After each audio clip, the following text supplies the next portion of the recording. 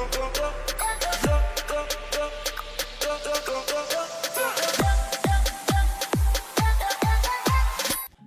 good day guys, kembali lagi di Kentang Tech Channel dan kali ini kita mau ngerakit sebuah PC murah meriah. PC-nya nanti kita pengen selain murah, dia punya bentuk yang compact dan ringkes sehingga gampang dibawa ke mana-mana. Kebetulan kemarin kita dapat sebuah casing terbaru dari Enlight. Casing ini punya bentuk compact dan harganya juga murah. Dengan harga 350 ribuan aja kita udah dapat casing yang sudah include dengan PSU 300 watt-nya. Secara desain sekilas casing ini mirip dengan Paradox Gaming Luxi yang pernah kita review beberapa waktu yang lalu. Perbedaan yang paling mendasarnya, kalau Paradox Gaming Luxi pakai PSU SFX dengan besar 200 watt sepaket dengan pembeliannya, maka Enlight EN200 ini ngasih sebuah PSU ATX dengan besar daya 300 watt dalam paket pembeliannya. Secara real, ukuran Enlight EN200 ini lebih tinggi daripada Paradox Gaming Luxi. Tapi untuk panjangnya Enlight EN200 ini punya ukuran lebih pendek. Casing ini punya dimensi 260 mm x 165 mm x 353 mm. Dan karena dia support PSU ATX, jadi kita punya banyak alternatif pilihan kalau mau ganti PSU-nya atau pengen upgrade ke PSU yang lebih tinggian lagi. Oke, sekarang kita langsung rakit saja PC murah meriah kita kali ini dan kita spill satu persatu komponen-komponennya. Seperti yang kita bilang, untuk casing kita pakai Enlight EN200. Warna yang kita pilih kebetulan adalah yang warna hitam seperti ini. Dan dalam pembeliannya kita bisa pilih yang warna hitam dan juga warna putih. Untuk materialnya ini dari metal. Kualitasnya masih sangat oke untuk sebuah casing di harga 300 ribuan. Sisi sebelah kiri dan kanannya ada lubang kecil-kecil yang fungsinya tentu aja sebagai airflow dari casingnya itu sendiri. Dan inilah penampakan bagian dalam dari casingnya. Seperti yang udah kita singgung di awal, casing ini ngasih PSU bawaan dengan besar daya 300 watt seperti ini. Jadi untuk nge-build PC murah meriah, PSU ini udah lumayan cukup untuk kita pakai. Kecuali kita mau nge-build PC yang lebih gahar dengan komponen yang membutuhkan daya yang stabil, tentu aja PSU-nya wajib diganti. Kemudian untuk panel di bagian depannya, di sini ada satu buah slot USB 3.0 dan USB 2.0. Seperti ini yang kalian lihat sekarang. Kemudian ada pula sebuah jack combo audio dan di bagian atas ada tombol power dari casingnya.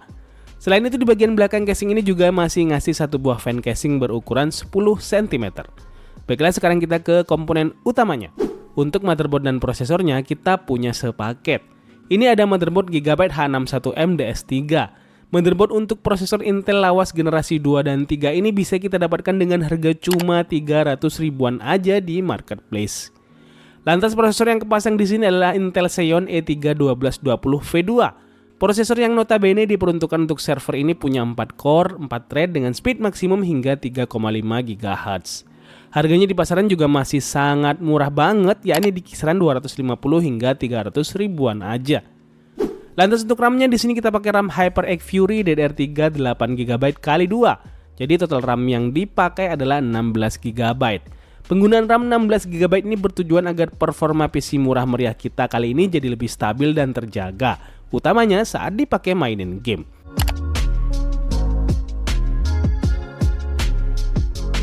Terus untuk storage-nya kita pakai storage SSD VisiPro 128GB yang nanti juga akan ditambahin harddisk laptop sebesar 500GB pula. SSD-nya sendiri kita pakai untuk sistem Windows-nya dan harddisk 500GB-nya kita pakai untuk cadangan data dan game kalau nanti SSD-nya udah agak penuh. SSD 108GB VisiPro sendiri bisa kita beli di kisaran harga 165 ribuan hingga 175 ribuan. Memang relatif lebih mahal daripada beberapa SSD murah lainnya, tapi kualitas dari VisiPro sendiri memang sudah cukup bagus daripada SSD murah yang lainnya. Sedangkan harddisk 500GB-nya bisa kita beli di marketplace itu mulai dari harga 150 ribuan aja. Kita lanjut ke VGA-nya. Di sini kita pakai VGA Nvidia GT1030. VGA ini punya spesifikasi 2GB GDDR5 64-bit. VGA ini bisa dibeli di marketplace di kisaran harga 600 hingga 800 ribuan tergantung kondisinya. Alasan kita pakai VGA ini selain karena harganya yang sangat terjangkau, VGA ini punya TDP kecil dan irit daya, jadi nggak butuh PSU yang gede untuk jalaninnya. Kemudian menurut kita secara performa VGA ini masih bisa diajak gelut sama game-game sekelas GTA 5, PES dan sejenisnya. Baiklah, sekarang lanjut kita rakit dulu semuanya. Pada proses perakitannya karena casingnya simple, jadinya kita sama sekali nggak ada sulit-sulitnya pas ngerakitnya. Walaupun memang untuk manajemen kabelnya kita nggak bisa berharap kabelnya bisa ketata yang rapi banget, karena memang pasti casing model ketutup dan compact begini, manajemen kabelnya nggak akan bisa yang rapi-rapi pakai banget. Baiklah, sambil terus ngerakit, sekarang saatnya kita spill total budget yang dihabisin untuk ngerakit PC kita kali ini. Jadi total budget yang kita habisin dalam rakitan kali ini adalah Rp2.290.000. Murah banget bukan? Hehe. Untuk beberapa part yang kita rekomendasiin kita udah buatin linknya di deskripsi video. Mana tahu kalian mau beli dan mau rakit sendiri seperti rakitan PC kita kali ini. Oh iya, jangan lupa kalau harga ini adalah harga persatuan komponen PC-nya per video ini dibuat. Harganya sewaktu-waktu pasti bisa berubah sesuai kondisi dan stok barang yang beredar di pasaran. Sekarang langsung aja kita tes benchmark dan lihat bagaimana performa rakitan PC compact murah meriah 2 jutaan kita kali ini. Di sini kita langsung tes dengan beberapa game. Karena menurut kita untuk spesifikasi ini, tes benchmark dengan game sudah cukup untuk mewakili penilaian kita. Karena kita bisa lihat suhu prosesor, VGA, serta performanya secara keseluruhan. Pertama kita tes dengan game Far Cry 5. Di sini kita mainnya di resolusi 1366x768 dengan setting low. Dan hasilnya ternyata cukup oke lah ya. PC ini bisa menjalankan game dengan mendapatkan FPS sebesar 42 FPS.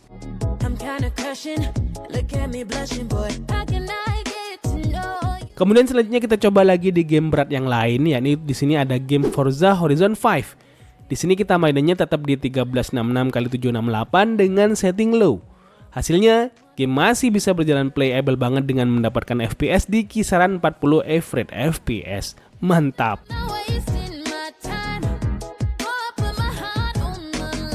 Selanjutnya kita mainin game Genshin Impact. Di sini resolusinya kita mentukin di 1080p, sedangkan settingnya kita set di lowest custom low. Hasilnya seperti yang kalian lihat, game berjalan stabil di kisaran 58 hingga 60 fps.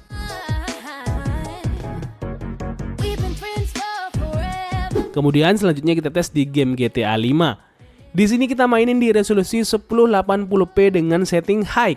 Hasilnya ternyata cukup oke. Bisa kita lihat game berjalan smooth dengan mendapatkan FPS di kisaran 57 FPS.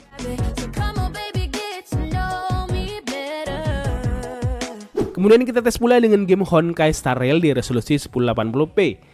Kita set di low custom, hasilnya game berjalan dengan oke dengan mendapatkan FPS di kisaran 40 FPS.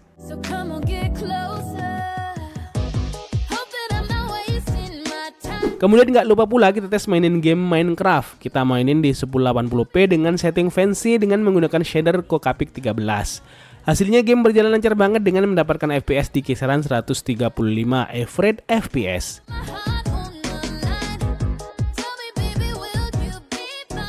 Kemudian kita tes mainin game PES 21 yang sudah diupdate gameplay menjadi Football Live 2023. Kita mainin gamenya di resolusi 1080p dengan setting low dengan resolution scale di 80%. Hasilnya ternyata oke banget lah ya. Game berjalan smooth dan stabil di kisaran 58 hingga 60 fps. Dan ini lancar banget untuk coba kita mainin dengan teman kita.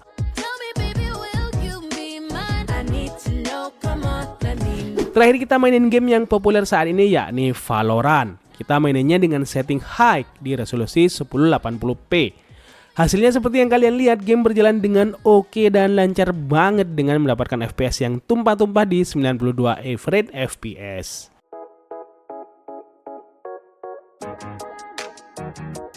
Di sini kita bisa lihat pula saat VGA berjalan dalam kondisi full load, suhu maksimalnya ada di kisaran 65 derajat Celcius aja. Ini disebabkan karena GT 1030 dia punya TDP kecil. Bahkan dalam kondisi casing compact yang airflow-nya juga nggak besar-besar banget, suhu VGA-nya masih bisa terjaga di kisaran segituan. Sedangkan untuk prosesornya sendiri, karena kita cuma pakai stock cooling aja, suhu yang keluar saat prosesor dipakai untuk ngegame ada di kisaran 60 derajat Celcius. Tentunya suhu seginian ini masih aman banget untuk sebuah prosesor sekelas Xeon E3 1220V2. Jadi menurut kita nih ya, dengan budget cuma 2 juta lebih sedikit, ternyata kita bisa dapat sebuah PC yang punya performa yang cukup oke untuk dipakai ngegame. Utamanya game-game kekinian seperti PES, Valorant, Genshin Impact, dan juga Honkai Star Rail. Dan saat dicoba mainin game-game berat seperti Far Cry dan Forza Horizon 5, ternyata PC-nya juga masih berjalan dengan cukup oke.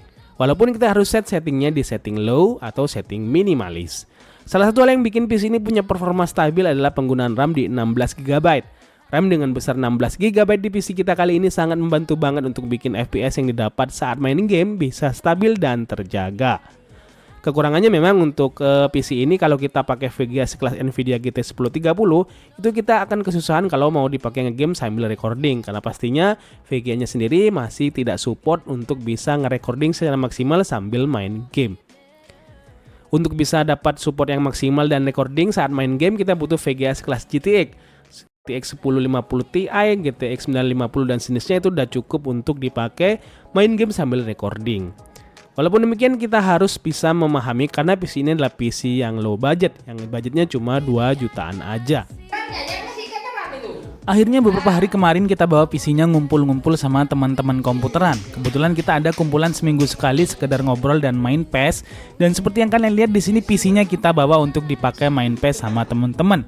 Dan di video ini salah seorang admin IG Kentang Tech lagi eksebisi nih ceritanya. Siapa yang kalah maka push up.